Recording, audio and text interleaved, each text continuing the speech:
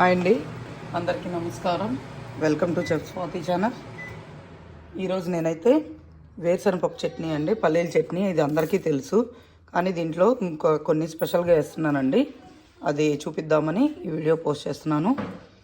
ఇదిగోండి, నేనైతే వేరుశనగపప్పు ఇలాగా వేపి పెట్టుకున్నాను. తర్వాత దీనిలోనే కరివేపాకు,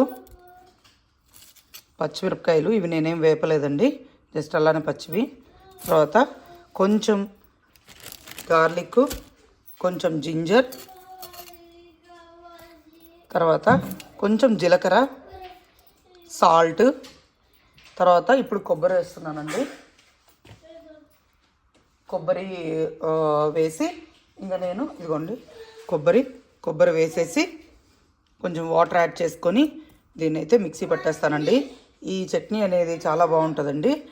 ఏ టిఫిన్స్లోకైనా కూడా రుచిగా ఉంటుంది. మీరు కొంచెం జింజరు, గార్లిక్ యాడ్ చేసినట్టయితే చట్నీ అనేది చాలా బాగుంటుంది. ఇంకా కొంతమంది ఉల్లిపాయలు కూడా కట్ చేసి నూనెలో వేపి అది కూడా వేస్తారండి. నేను అదొక టైప్ చేస్తాను, ఇదొక టైప్ చేస్తాను, అది కూడా చెప్తాను ఇంకొక రోజు. ఇప్పుడైతే ఈ చట్నీ ఇలా చేయబోతున్నాను. ఇదిగోండి, మీరు కూడా ఇలా ట్రై చేసి చూడండి, చాలా బాగుంటుంది. ఇట్లాగా మీరు కనుక ఇట్లా వేసుకుంటే, దీంట్లో మీరు కావాలంటే కొంచెం పిల్లల కోసం అయితే కొంచెం నట్స్ కూడా యాడ్ చేసుకుంటానంటే అలా అయినా చేసుకోవచ్చు.